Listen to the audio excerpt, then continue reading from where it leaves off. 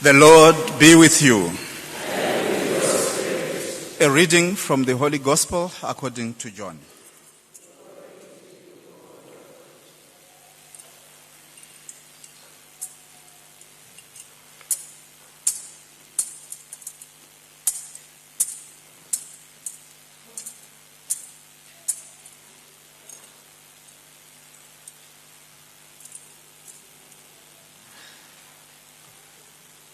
Jesus said to his disciples, "As the Father has loved me, so I have loved you. Remain in my love.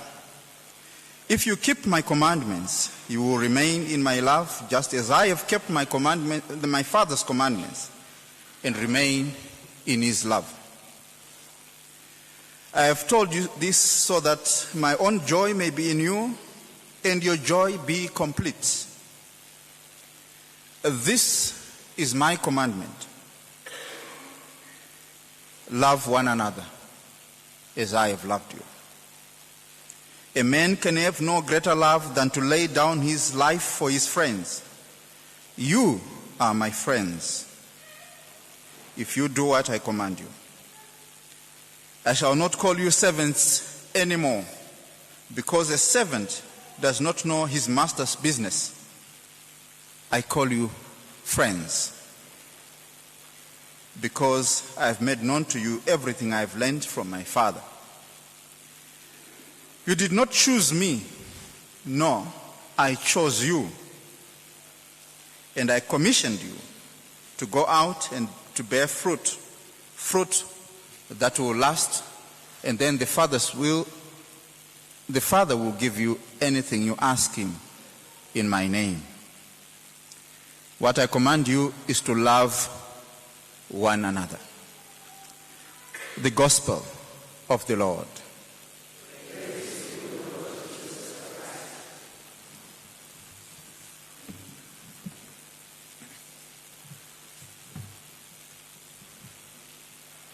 Gideon Sidinga, my brother, I want you to come forward.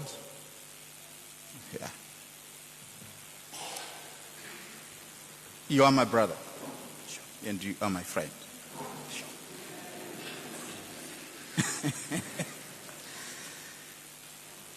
What interested me in this gospel today is when Jesus said, "You are my friends." And he said, "You did not choose me, I chose you." For me, that pointed something deep to what friendship means. It's a result of a choice. You choose somebody to be a friend. You have people around you, and not everybody is your friend. But some of the people around you are your friends. And it is very important to know what kind of people you choose to be your friends. And I can tell you this with certainty. Some people cannot be your friends. Lazy people cannot be your friend. Angry people, immoral people, greedy people, unbelieving people. These people cannot be your friends because they will influence you in a bad way. And I recommend that when you are going to choose friends, choose people who stimulate you mentally, support you emotionally, and strengthen you morally. These are the people who can be your friends. But I also want to advise you this.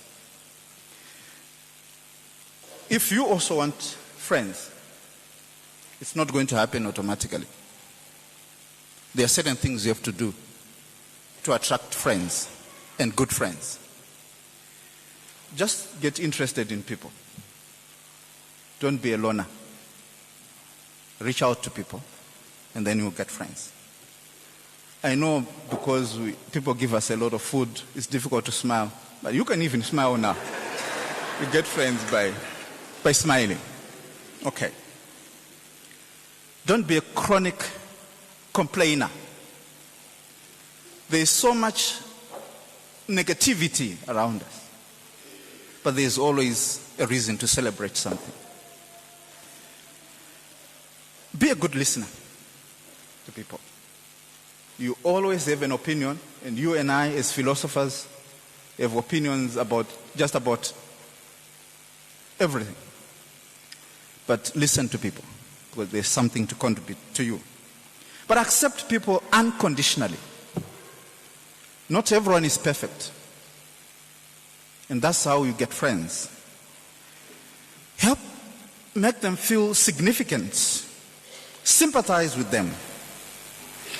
Stick with them in good times and in bad times. But above all, share Christ with them. But you, having studied in Rome, I think you've got something deeper to share about friendship. I want you to break it. I want you to unpack it. So I give you the floor.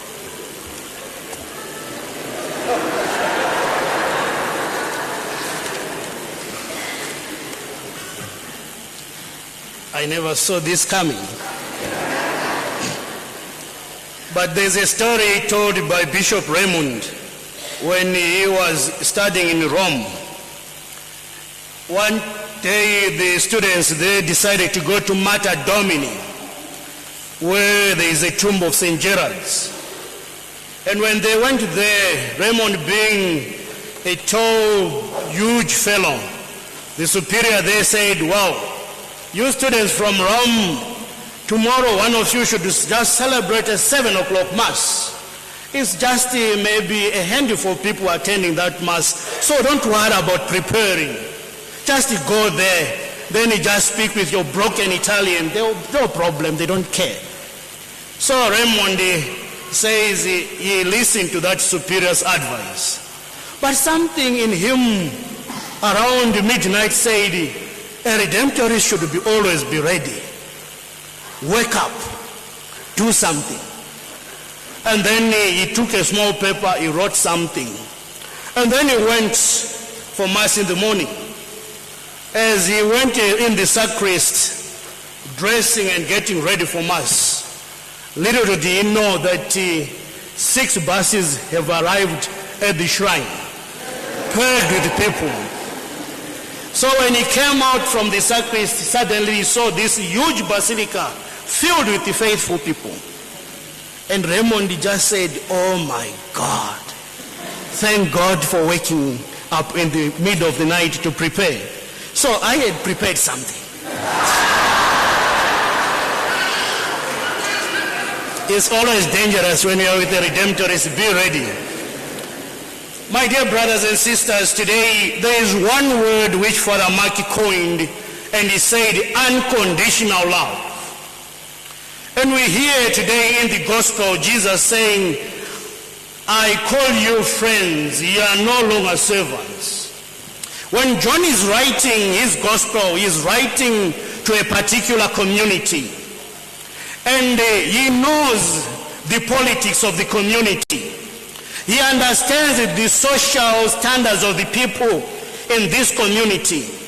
And that's why today he puts that gospel passage. I'll try to go back to the original, to the context of John when he's writing this gospel passage.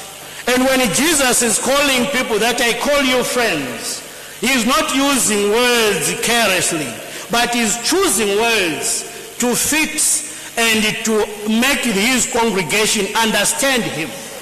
And that's why today Jesus says, "I call you friends, you are no longer servants anymore." During the time of John's writing, the social class was very clear. There was a master in the house and 2 servants. The first servant was called doulos. It's a Greek term meaning a servant who does not answer back to the master. The master speaks and the servant acts. There is no negotiations. He just says order and he will jump. You cannot answer back to the master. and you cannot suggest anything to the master. That is a doulos. There is a second type of a servant in the house called diakonos. Diakonos is the bridge between doulos and the master. And when the master speaks, he speaks through diakonos. He says to diakonos, diakonos, tell all the douloses to go to the farm. And diakonos will go and speak to the douloses, and when they address the doulos, the diakonos would actually add something else there. And so doulos would just not answer back to diakonos, because he does not know what the diakonos will tell the master. So to be safe, you have to be quiet and just do what diakonos orders.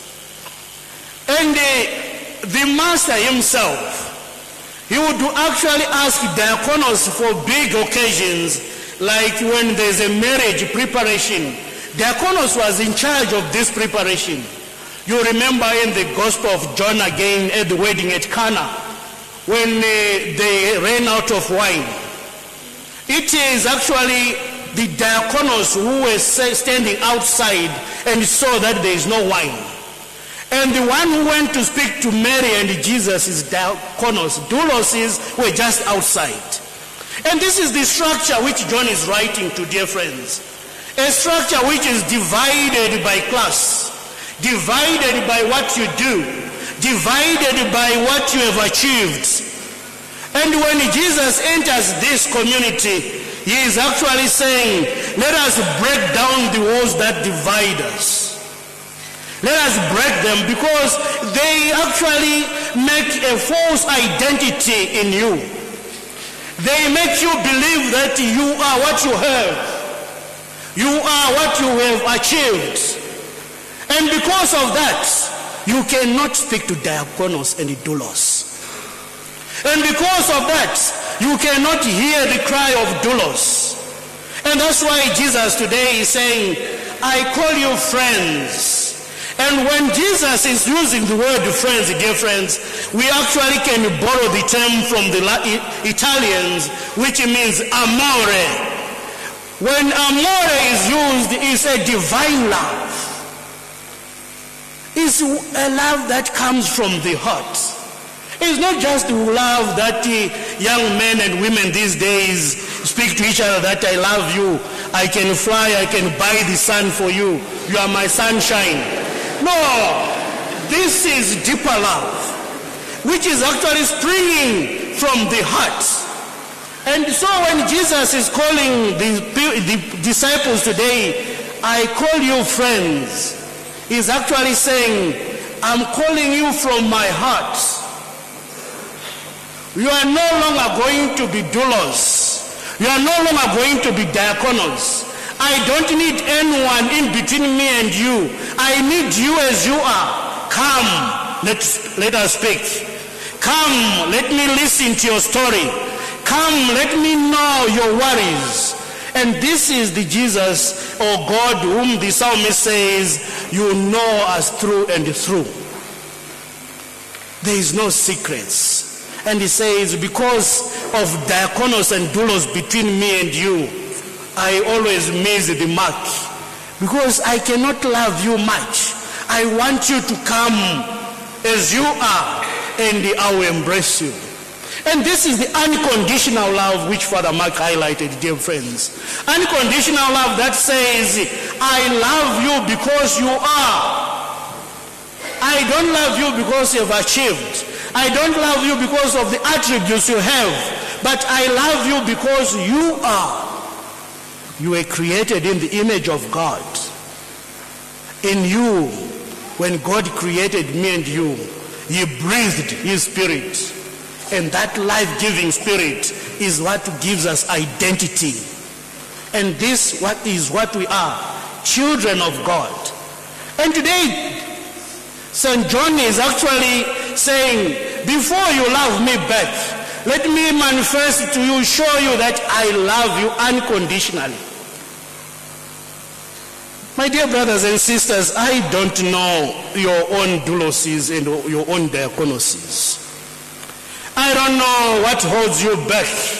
Maybe to fail to love unconditionally. I don't know what holds you back. Maybe to look at people around you and see the image of God in them. I don't know what makes you maybe fail to love or maybe love people conditionally. Yes, Father Mark said, you cannot be friends with lazy people. But as Christians, we are called to transcendental love. That love that goes beyond human weakness. That love that goes beyond human identity.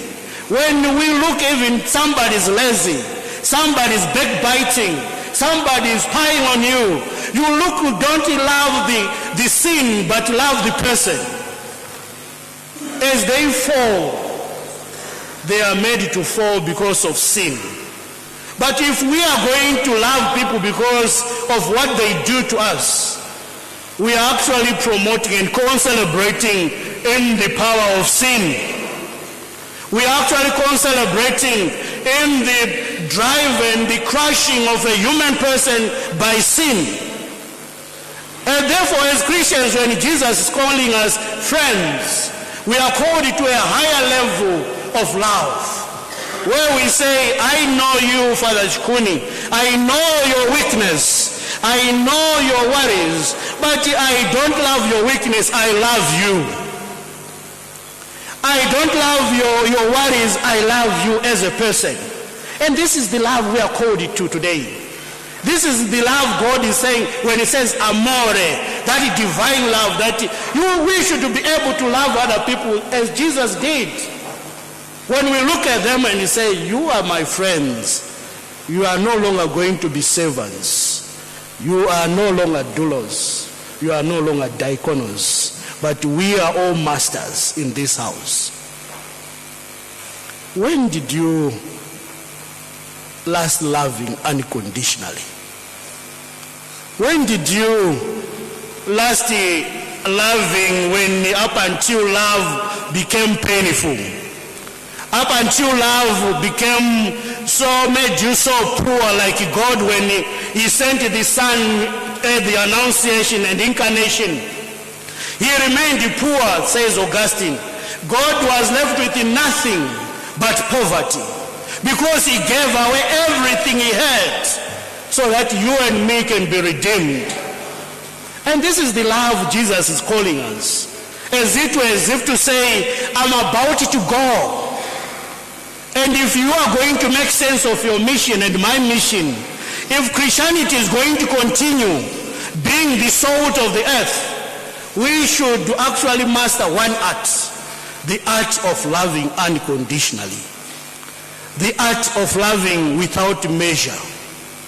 St. Benedict Emeritus says, love is giving without measure.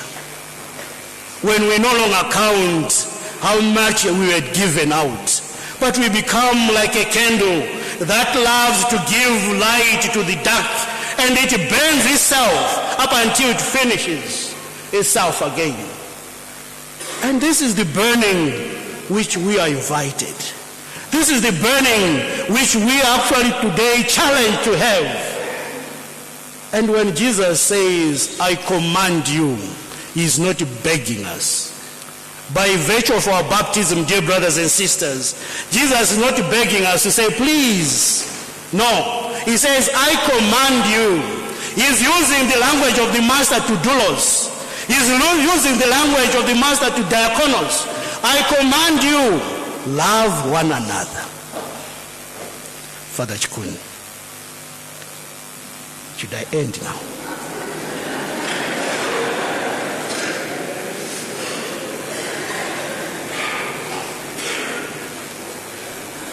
Wow.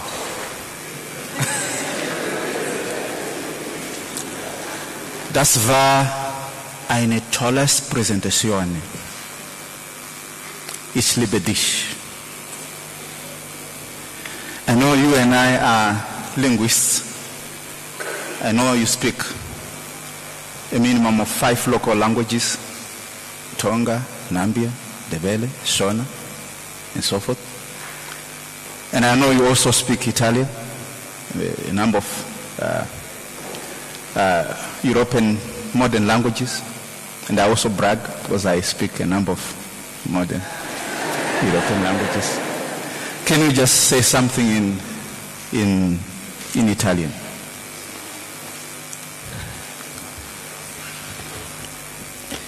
Dio ti ama tutti. God loves you all. You know, when you presented there, what inspired me, what touched me the most is, when I presented there, I had a different idea of friendship. But when you said it is transcendental, it transcends, it is unconditional, I learned something very important. And with the terms we are using, that there is is it the doulos? Yes.